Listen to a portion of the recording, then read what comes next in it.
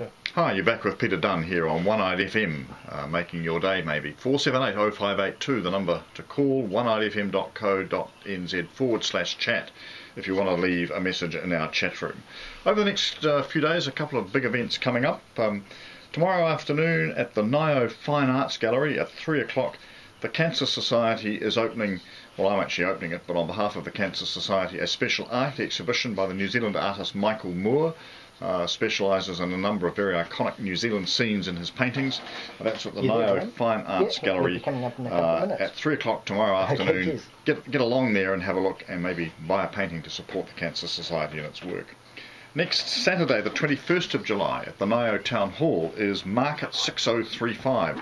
Now, this is a new initiative. It's the initiative of a local resident, a woman called Catherine Usher, who's decided it's time to set up a big market.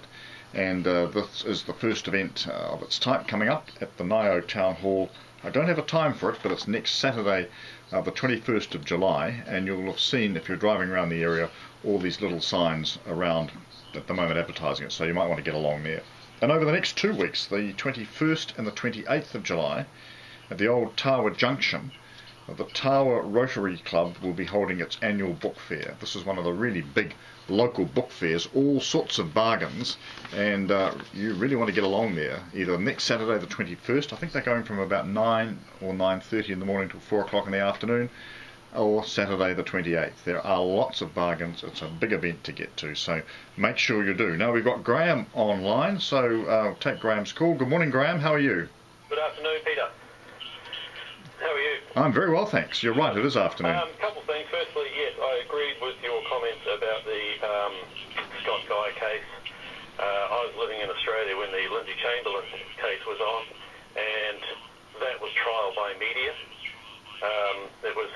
Everybody had an opinion without knowing any of the facts, and it really was an abysmal case, and I think there's a lot of people that looked pretty embarrassed at the end of that, looked rather silly. So I personally try to keep my opinions on this particular case to myself.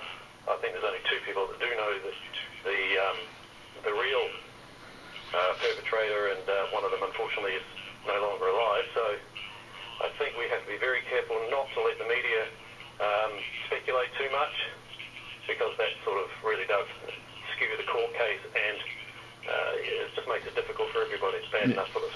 It's a really good point you make, Graham, about the Lindsay Chamberlain case, because just look at what's happened over the last 30 years, and we now have a complete exoneration of Lindsay Chamberlain. Her story was right all along, but as you say, the media hype and the way in which it was portrayed turned it into one of the most massive dramas and biggest miscarriages of justice of all time. It was a bit of a disgrace, really, to be living over there and hearing it all, and I tried to stay out of many of the debates and opinions and stuff like that. And my stance was always, there's only a couple of people that know, and both of them are the Chamberlain parents, and so we may never know. But as time has gone on, as you say, 30 years later, we do know now. So I think in the same situation with the Guy case, that it could be 5, 10, whatever years, more evidence is quite possible that will come out. And so I think we just have to wait and let the judicial system run its course, and not let the media speculate too much and sway opinions either way. No, that's a good point, Graham. I agree with you entirely, and I think that, as you say, sometimes we just get a bit carried away on these matters, and at the end of the day, the people who are responsible know what happened. The juries that try these cases have got to be trusted, in my view, to make the right decision. Correct. Yeah. Now, you had something else you wanted to raise. I wanted to ask, and that is, how much did you know prior to the announcement this week that asset sales are going to be listed on the ASX? That came as a surprise to me, I must confess. I hadn't heard about that beforehand. So, what is your opinion on that then? Now, well, you've said that it's a surprise. How does that affect your opinion on the whole asset sales? The cynic in me says there's 500,000 Kiwis living in Australia, but look, I think that the predominant sales will be snapped up off the New Zealand exchange. I don't really have a great problem in that respect. I just don't see the point, frankly, of floating them on the the Australian market. But as I say, I think, as I've said before, that iwi, that the superannuation funds in New Zealand will be the primary purchasers anyway, and to that extent, so be it. My worry is how many more surprises. This is another one. So how many more are we going to be expecting? And I guess you can't answer that because you didn't do this one. Surprises by definition are surprises, but looks more than likely will be some more surprises. I would not think so. I think at this stage the likely scenario of events really relates to the timing of the sales. The only issue that's, I guess, outstanding will be what, if any, forms of, and the word inducements isn't the right word, but incentives there will be for people who purchase to retain shares, and I think that's a matter that's still being worked through. I'm not sure why the decision was made regarding the AFX. It's something I will follow through on, but I don't think there will be too many more surprises. Well, one would we'll hope see. Not, but, yeah. Yes, as long as you stand up for your no surprises. Yep. And nail these things down, I think would be prudent anyway. Okay, well, thanks for your call, Graham. Good points you made. Thanks for calling in. Right. Cheers. Bye. Bye. And Graham does make a good point, actually. One of the things that it goes back to the question that was posed earlier to me by one of our earlier messages about the power of one, which I think is a bit of a grandiose thing anyway. But one of the things I can do is try and insist on certainly no surprises, or just ask questions as things arise that may appear to be a little bit unusual, and that is one of those. Now let's move on to the next message, which was from Phil. A very local story. Are changes being made at the Johnsonville Community Policing Centre? If so, do you know what they are? And is the centre's future assured? There are a couple of changes being made, Phil. Firstly, Mark Butter, who has been the officer in charge for the last 2 or 3 years, and done a brilliant job. He's a really good guy, Mark, is moving into the central city, so he'll be a loss, so he'll need to be filled, and he leaves pretty big shoes to fill, actually, and I'm sorry that Mark's going, but you can't hold people back in their careers. The second thing is that they are restructuring the community policing side, as I understand it. They're going to now be about 4 police officers with a community focus working out of Johnsonville. Previously there's been one, Stu Rowe, and Stu does a good job too, but he will now be supported by a team of around 3 others, and that I think will be good for the local community as well. And the other thing that I would just simply say is the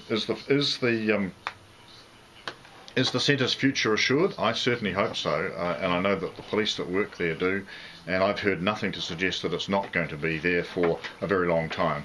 So hopefully, Phil, those developments will secure that, and obviously the support of the local community is pretty important too for our local police. They do a fantastic job. They are really all local people, and they are really part and parcel of our community. Now here's Mike. And Mike asks, he says, some people say you are John Key's lapdog because of your vote on asset sales. And I see you are now opposing, like Key, Labour's minimum alcohol price plans. Have you actually voted for any Labour initiatives in this Parliament, or you just always vote, or do you just always vote the way National does? No, Mike, I vote on the issues as I said. I'll give you a couple of instances where, one where my vote will be critical, and one where my vote was supposed to be critical but turned out not to be. Both were Labour initiatives. The first one is, in a couple of weeks' time, Parliament will vote on a Labour private members' bill to extend paid parental leave out to 12 months. The government opposes that bill. I support it, and my vote will be the vote that sees it goes through, and that is a Labour initiative. Then it goes off to a select committee and starts its process through the legislative channels. The second one is the one that was supposed to be critical but turned out not to be. It was also a Labour bill to ban the use of depleted uranium in New Zealand. The government was strongly opposed to that because apparently depleted uranium, amongst other things, is used in various forms of body armour. I didn't know that, but apparently it is, and that banning its use in New Zealand would potentially threaten a lot of our joint exercises with Australia, because apparently they use that type of equipment, and certainly with the United States. So the government was very keen to see this bill voted down. My view was that since United Future had taken a very strong position historically supporting New Zealand's anti-nuclear stance and supporting the non-proliferation of things like the whole range of dangerous chemicals, substances, etc., etc., etc., that I should support the legislation. I did, and the vote in the end was tied because the Maori Party were only able to use 2 of their 3 votes. So the vote was tied, and of course, unfortunately, under Parliament's rules, a tied vote means a defeat. You don't actually win if you draw, you lose. So that was one where my vote would have made a difference. I didn't know it wasn't going to until the vote was declared. So, Mike, the idea that I always vote with National and never vote for Labour is simply not true, as those 2 recent examples just from the last month, both pretty important issues in their own right, show. And there will be others that will come up along the way. It's very much, as I said to an earlier caller, issue by issue. Now moving on to Bruce, who says, you were on television recently talking about it being inevitable. There would have to be government assistance for earthquake strengthening of commercial buildings. As a commercial building owner, I agree, but my question is whether that was just your thinking aloud or whether the government is actually working on something at the moment. Bruce, the government through the Department of Building and Housing is actually looking at the whole question of earthquake strengthening, standards, financing of it, what sort of requirements are needed for the future. And there will be a report presented in due course. I suspect it will be after the Royal Commission into the Christchurch earthquake completes its work. But it's certainly an issue that's being looked at. Are we near solutions at this stage? No, we're not. As I indicated in that television interview, and others on the same program pointed out, there's quite a lot of things that are being talked about as possible to being done. The bottom line is all of them are expensive.